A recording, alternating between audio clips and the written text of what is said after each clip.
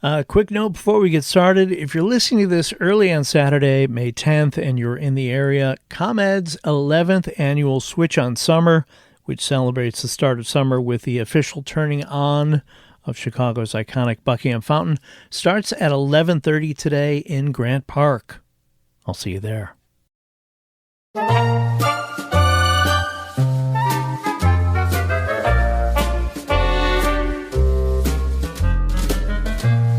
From 1987 to 1997, Frank Sinatra's version of Love and Marriage was the theme song behind the opening credits to the Fox TV show Married with Children, which also featured an image of a beautiful fountain with the Chicago skyline behind it, coming alive, shooting water high into the air. I didn't watch the show, allegedly set in the Chicago suburbs of Schaumburg, so I don't know if any of the characters ever made reference to this fountain. But for those of you who have not seen it in person, it is a real fountain in Chicago, referred to locally as Buckingham Fountain. Today we're going to discuss the history of the Charles Buckingham Memorial Fountain, the designer Edward H. Bennett, and Kate Sturgis Buckingham, the woman responsible for getting the fountain made. We're also going to touch on a major event that Buckingham Fountain played a part in, Queen Elizabeth II's historic 1959 visit to Chicago. I'm Tommy Henry, and this is the Chicago History Podcast.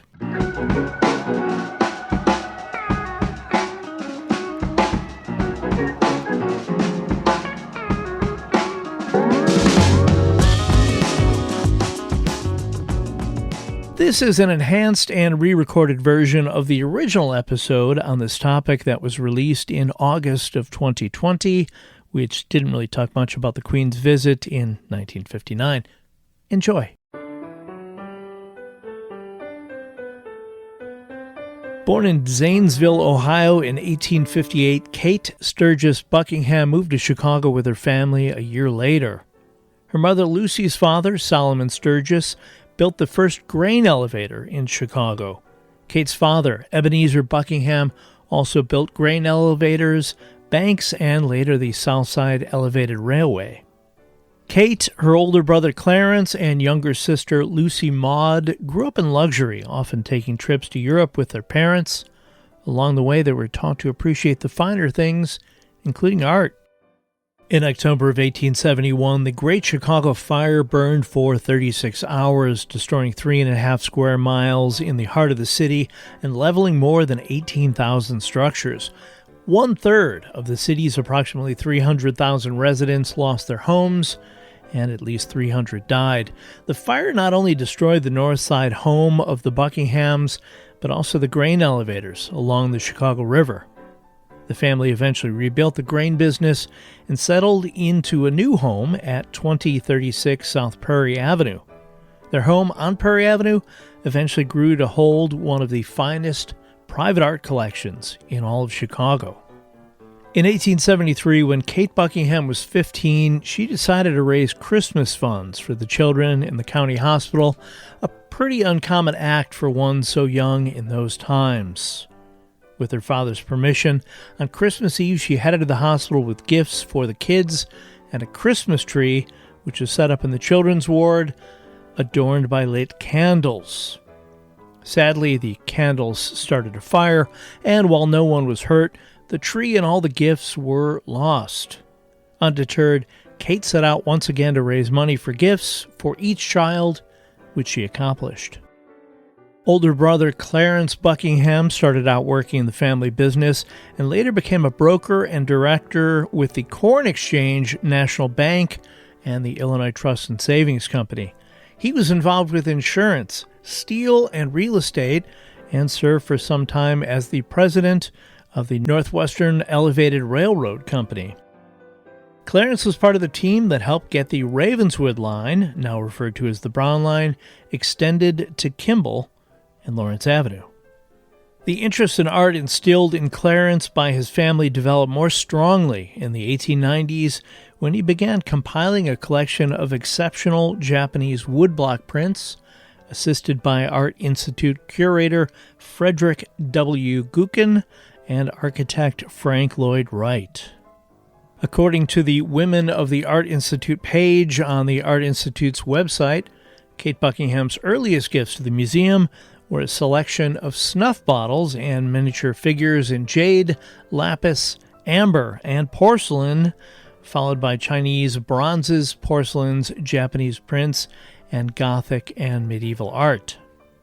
After the sudden death of her older brother Clarence in 1913 at the age of 58, and her sister Lucy Maud 7 years later in 1920, Kate Buckingham became the sole remaining member of the Buckingham family and its fortune. Her dedication as a patron of the arts intensified. Between 1921 and 1938, an impressive collection of more than 400 Chinese ritual bronzes was donated to the Art Institute in memory of her sister, Lucy Maud. These pieces became the foundation of the Art Institute's Asian art collection. In 1924, Buckingham also donated her own collection of medieval sculpture, tapestries, and decorative arts to the Art Institute, where they were installed in a Gothic period room named in Buckingham's honor.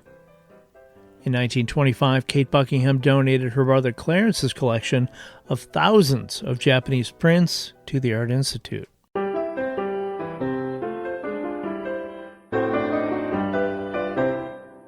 A little about Grant Park, originally called Lake Park.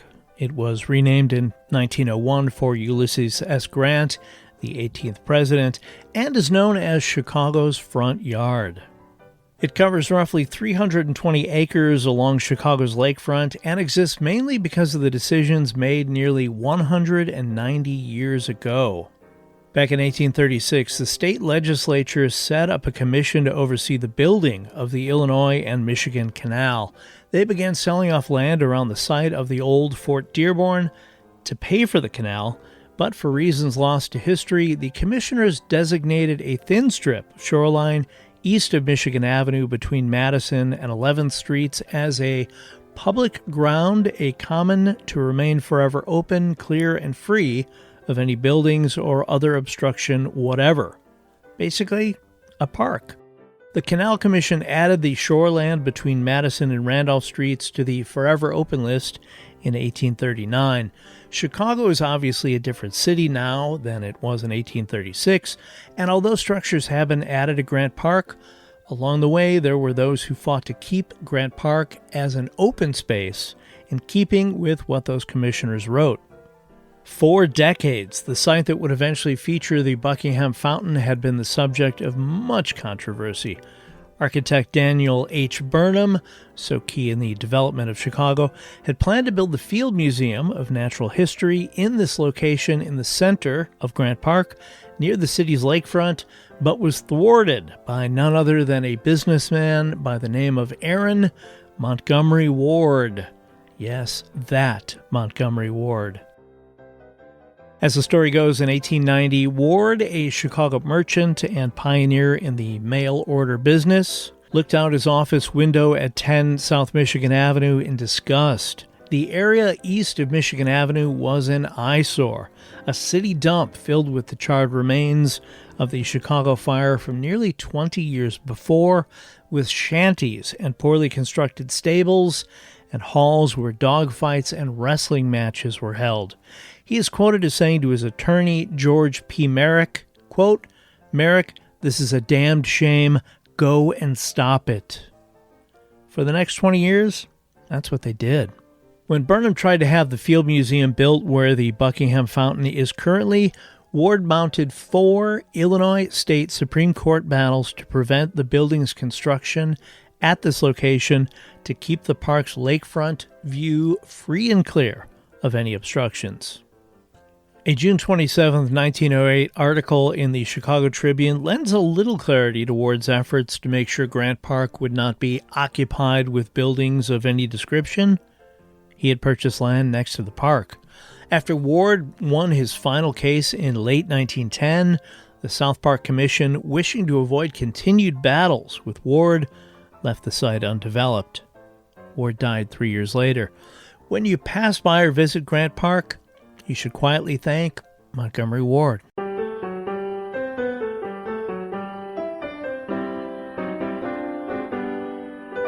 In the early 1920s, English-born architect Edward H. Bennett, longtime associate of Daniel Burnham and co-author of The Plan of Chicago, prepared new plans to complete Grant Park. Bennett conceived of a monumental fountain to serve as the park's focal point without obstructing views of Lake Michigan. Kate Sturgis Buckingham agreed to donate money for the construction and maintenance of the fountain, which would be dedicated to her brother Clarence. Edward Bennett collaborated with French sculptor Marcel Loaillot and engineer Jacques H. Lambert to design the monument. Inspired by the Latona Basin at Versailles, the fountain is comprised of 4 basins covered in detailed carved granite and pink Georgia marble. The Buckingham Fountain is twice the size of its French counterpart and recirculates approximately 3 times more water. Chicago's fountain also features 4 pairs of Art Deco-style seahorses that symbolize the 4 states that border Lake Michigan's shoreline. To create the sea-related bronze elements, which were cast in France, sculptor Loaillot studied the seahorse collection at a zoological institution in Paris. Work on the fountain commenced in August of 1925 and took nearly 2 years to complete. In case you think Kate Buckingham just threw money at the fountain project and waited for others to complete it, that is far from the truth. Kate Buckingham's vision of the fountain was one whose effect would be that of, quote, soft moonlight, end quote, and Buckingham worked many nights with technicians testing the various colors of the glass filters and currents to produce an ethereal, mystical aura. The Clarence Buckingham Memorial Fountain was officially dedicated on August 26, 1927, with a final construction cost of $750,000, plus the Buckingham Fountain Endowment Fund of $300,000 to pay for maintenance. All in, that's a little more than $19 million in today's value. Its official address is 301 South Columbus Drive at Congress, although today it is easily visible from the east on Lakeshore Drive. Newspapers of the day reported an estimated 50,000 people attended the ceremonies, which included the inaugural performance of the fountain's water jets, illuminated by colored lights, set to a live performance of Stars and Stripes Forever, conducted by John Philip Sousa. The fountain, which contains 820 lights, has a water capacity of 1.5 million gallons. During major displays, depending on wind conditions, Buckingham Fountain recirculates approximately 14,100 gallons of water per minute through 134 jets. Water is recirculated from the base pool after the basins are filled and not drawn from the outside except to replace losses from evaporation and wind. During normal operations, the fountain produces a major water display for 20 minutes every hour, which includes the center jet shooting water 150 feet into the air. Major displays begin daily at 9 a.m. and continue every hour on the hour. Beginning at dusk, a spectacular light and music display accompanies the major display, beginning every hour in the hour for 20 minutes.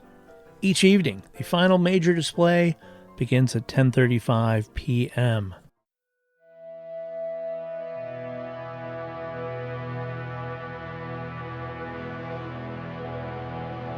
On June 6, 1959, Queen Elizabeth II became the first reigning British monarch to visit Chicago. This trip occurred during a historic 13-hour stopover as part of a 45-day tour of Canada and the Great Lakes after opening the St. Lawrence Seaway, a major inland route for shipping that included the Great Lakes. Central to the visit to Chicago was the Queen's arrival at Buckingham Fountain. The 33-year-old Elizabeth, who had accepted the role as Queen 7 years earlier, and her 38-year-old husband, Prince Philip, Duke of Edinburgh, arrived in Chicago via the royal yacht HMY Britannia, which docked in Lake Michigan near Grant Park. They disembarked around 10 a.m. with the Prime Minister of Canada, John Diefenbaker, and Diefenbaker's wife, Olive, at the newly constructed concrete pier situated directly east of Buckingham Fountain. Upon arrival, Queen Elizabeth II was greeted by Illinois Governor William Stratton, Chicago Mayor Richard J. Daley, their wives, 12 ambassadors from British Commonwealth nations, and a crowd of over 1 million spectators, hundreds of whom had slept overnight under blankets to guarantee themselves a chance to see the Queen. At the official reception near Buckingham Fountain, the Queen delivered a brief speech expressing gratitude for Chicago's hospitality. Photographs from the event show the royal couple standing alongside local dignitaries in front of Buckingham Fountain, with its water displays temporarily halted to accommodate the ceremony. The royal party then traveled by open car along Michigan Avenue, cheered by thousands of spectators along the route. News reports from the time estimated Michigan Avenue had crowds 10 to 12 deep from Oak to Adams Streets, and State Street was equally jammed. The tour proceeded to Navy Pier, where the Queen and Prince Philip visited the International Trade Fair, walking a 2,300-foot-long red carpet, reportedly the longest red carpet in the world at that time. Next stop, the Ambassador West Hotel at 1301 North State Street in the Gold Coast, where the Queen attended a luncheon with Illinois Governor Stratton and other dignitaries. After lunch, the royal visitors enjoyed some sightseeing, including a ride down Lakeshore Drive, where 20,000 watched from the side of the road, and along the Midway past buildings on the University of Chicago campus, where another 15,000 looked on. They then visited the Museum of Science and Industry for roughly an hour, where the Queen saw herself on color television for the first time. The Queen also viewed an English Spitfire fighter plane at the museum. A reported 50,000 fans were clustered around the museum for the Queen's visit.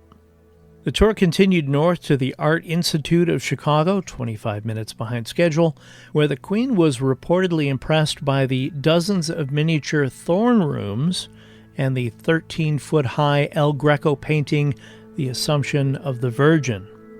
As they rode through the city streets, it was Prince Philip, described in newspapers as, quote, tall, lean, languid, with the profile of a television star, that nearly stole the show.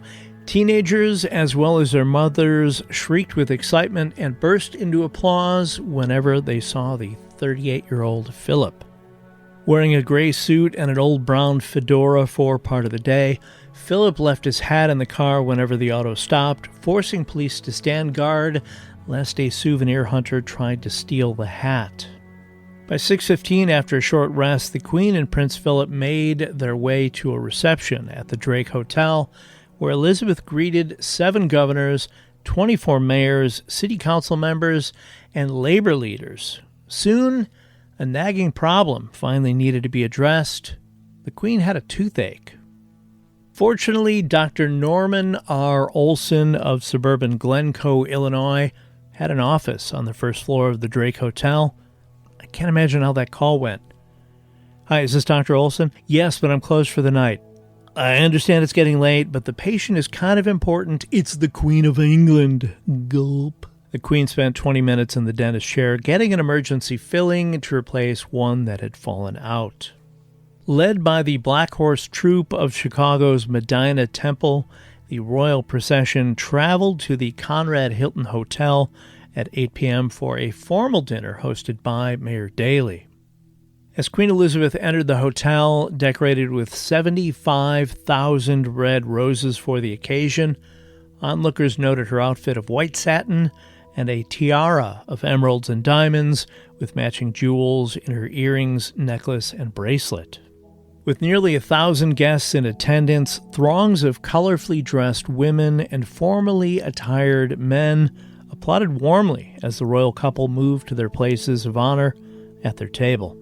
The Queen delivered a speech praising Chicago's hospitality, expressing that the close relationship between the United States and the British Commonwealth strengthens the free world.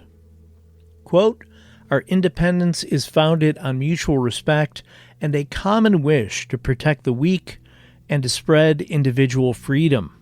Just before midnight, the Queen's busy day ended with a fireworks display at the lakefront. As bursting rockets and aerial bombs lit up the night sky, the Queen and her blonde prince accepted a final salute from an honor guard near Buckingham Fountain, shook hands with their hosts, and boarded the boat which carried them back to their waiting yacht, Britannia. As the boat pulled away from the landing on its way to the Britannia, a fleet of 150 or more boats full of spectators let loose with bells and whistles as the English visitors sped away. As the Britannia set sail at 12:10 a.m., the Queen was seen standing on the second deck of the yacht with Prince Philip beside her with his arm around her shoulder. Before departing Chicago, Queen Elizabeth's last words to Mayor Daley were, "This is an unforgettable day, a day I will never forget." Mayor Daley said the Queen was, quote, very impressed with Chicago and its reception for her. Daley also shared, quote, "I thought she was charming and dignified, a wonderful conversationalist, and tremendously informed." The 13-hour visit by the Queen and company reportedly cost Chicago $5,769 per hour for a total of $75,000. That's more than $820,000 in today's value. Here's the breakdown. $25,000 for Mayor Daley's dinner in the Hilton Hotel, which Daley said was covered by private contributions. $10,000 for Governor Stratton's luncheon, also covered by donations. $8,000 for the special landing dock. $20,000 for new curbs and gutters along Lakeshore Drive. $5,000 for dredging a new berth to accommodate the Royal Yacht Britannia. $6,000 for a new plaza at Congress and the lakefront near the landing dock, and $1,000 to paint traffic signals at 18 intersections along Lakeshore Drive. While Queen Elizabeth never returned to Chicago after her historic 1959 visit, her husband, Prince Philip, visited the city alone twice more, in 1966 and 1982, primarily to raise funds for Variety Clubs International, a charity organization that supports underprivileged children. His visits were focused on philanthropic activities rather than official state or royal tours with the Queen. Now called Variety, the children's charity, the organization celebrated its 75th anniversary in 2024, and King Charles III was recently named its patron in the UK. The concrete pier where the Queen came ashore was renamed Queen's Landing in late July 1959 to commemorate the historic visit. It is still in use today. No reigning British monarch has visited Chicago since Queen Elizabeth II's stop here in 1959.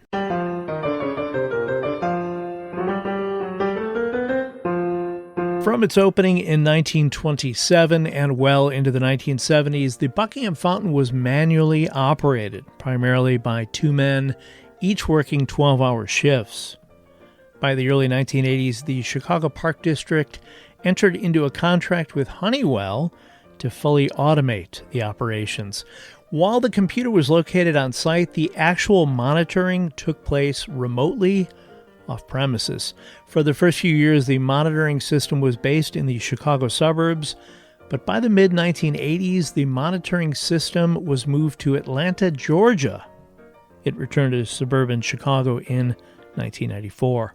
In 1994, suffering from masonry problems, the Buckingham Fountain underwent a major conservation project funded by the Buckingham Fund of the Art Institute and the Chicago Park District.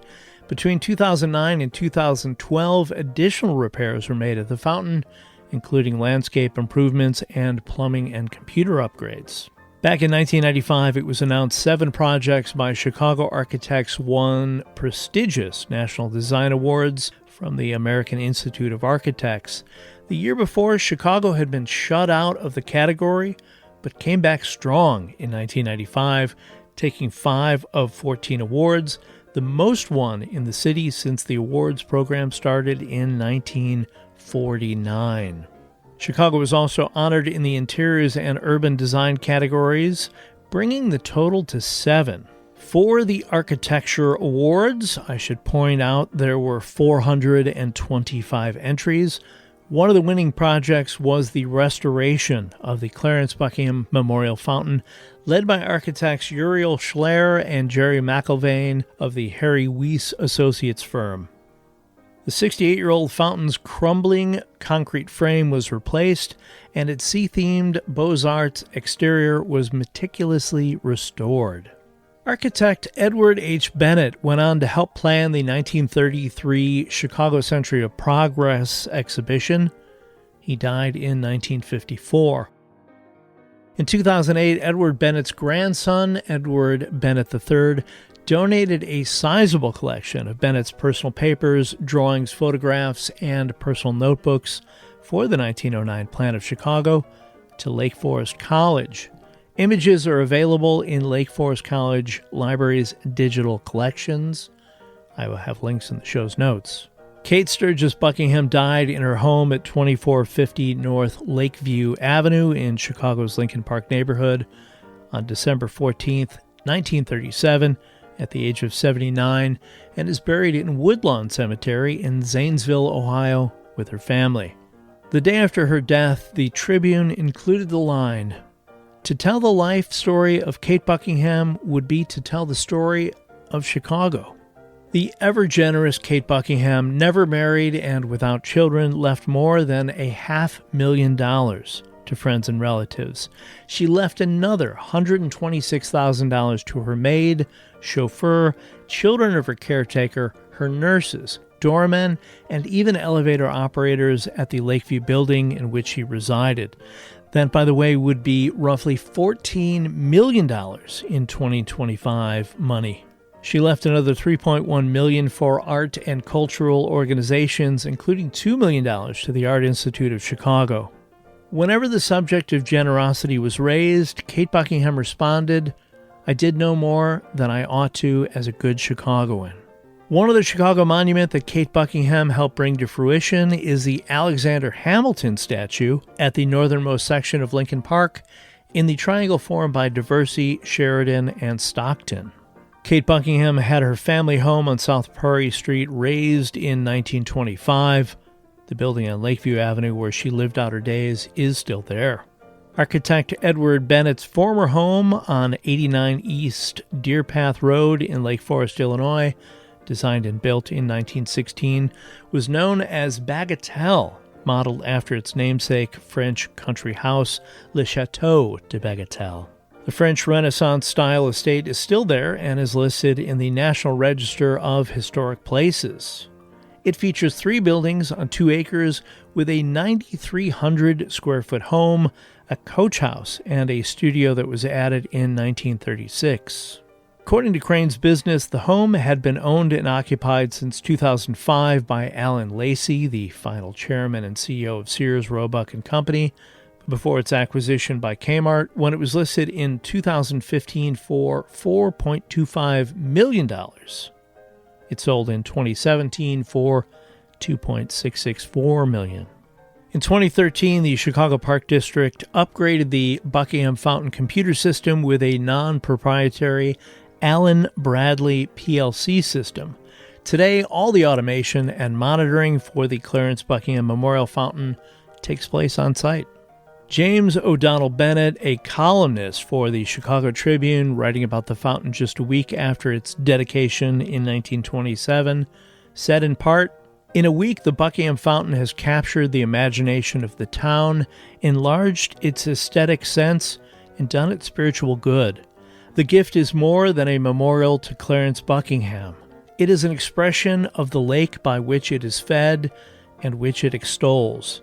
As such, Chicago has comprehended it and as such loves it.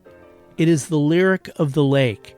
It will never grow old or commonplace. Sunlight and shadow, mounting and waning breeze will ever renew and ever vary its spectacle and its song. It will go on forever."